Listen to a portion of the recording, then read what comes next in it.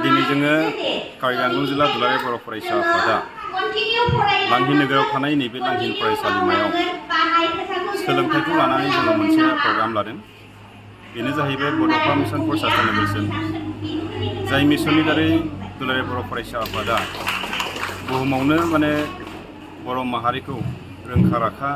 आरो गोरों मोनसे हारि हिसाबै गायसननायनि जे सिन्था धारणा बे सिन्था धारणाखौ लानानै आवगायबोदों आरो बे थांखिखौ लानानै जोंबो दिनै नैबे लांहिन कलेजनि फरायसा आरो जोंनि साखाथियाव थानाय थंलं बे फरायसालिनि फरायसाफोरखौ लानानै जों आथिखाल सोलोंथाइनि फारसे जेरैबायदि जोङो सांग्रां भाबै जों सोलोंथाइ लानो नांगोन आरो जोङो गोग्गो सोलोंथाइ लानानै जोंनि हारिनि गेजेराव सासे रोंखा राखा राफोद सासे समाज दैदेनगिरियानो जा जोंनि गेजेराव सासे मोजां साख्रि मावग्रा सासे अफिसारानो जा बायदि बिथिंनि गिदिर बिजनेस मावग्रायानो जा बेबायदि मोनसे दिहुननायनि थांखिजों जों दिनै बेबायदि हाबाफारिखौ लानाय जाहैदों आरो बेनिखायनो जोङो दिनै हायो फरायसाफोरखौ फरायनायजों लोगोसे बिथांमोननि केरियारनि थाखाय बिथांमोननि भबिष्यतनि थाखाय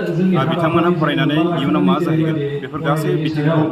लामा दिन्थिनो थाखाय जोङो दिनै बेयाव माखासे बुंथिगिरि गेदेरमा बिथांमोनखौ लाबोदों। जोङो रकासन कलेजनि प्रफेसार एसिस्टेन्ट प्रफेसार लंकेश्वर हायनारि गेदेरमा बिथाङा जोंनि गेजेराव दिनै फैदों आरो बिथाङा खोब बेसेन गोसायैनो दिनै जोंनि गेजेराव बिबुंथि होलांदों आरो बेजोंनो लोगोसे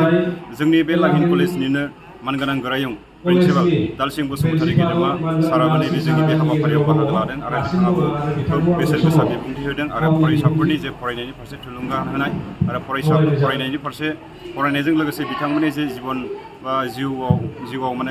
गसंथानो हानाय बेबायदि गासै बिथिंखौ बिथाङा जोंनो दिनै बुंथिनानै होदों आरो बेजोंनो लोगोसे गोजोनथाव बाथ्राया बेनो जे थांनाय दाख्लैहायसो जोङो कार्बि आंलं जिल्ला दुलाराय बर' फरायसा आफादा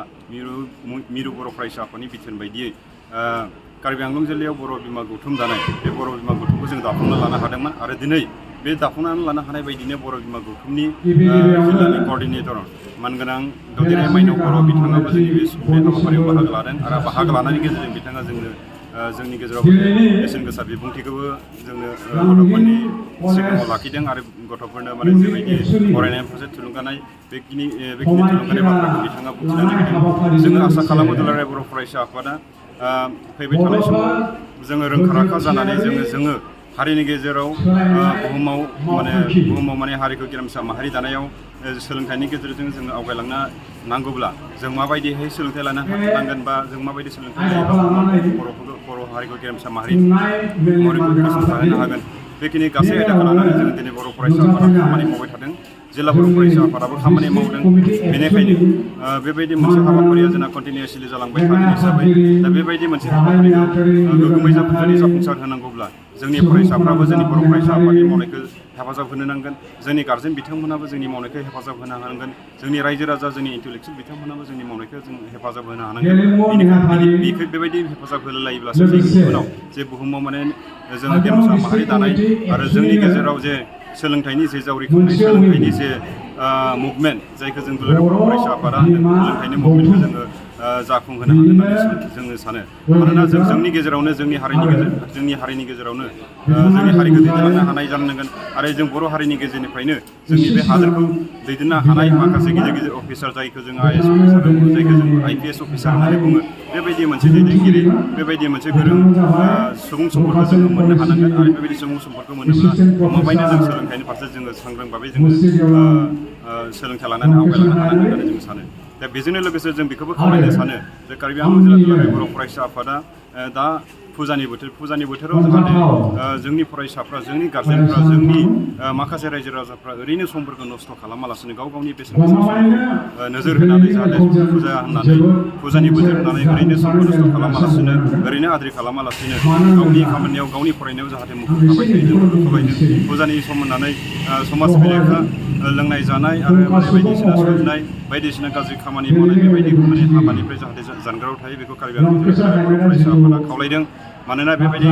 समाज बेरेखा खामानि मावनायनिफ्राय जोंनि जाथिया गोबां खहा गोनां मोनसे लामायाव जोङो आगान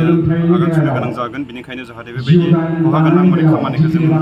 मावा आरो खहा गोनां खामानिखौ जाहाथे मावनायाव जोङो थुलुंगा होआ। बेनिखायनो जों रायजो राजा बिथांमोनखौ जोङो खावलायदों। मानोना जोङो बुहुमाव जोङो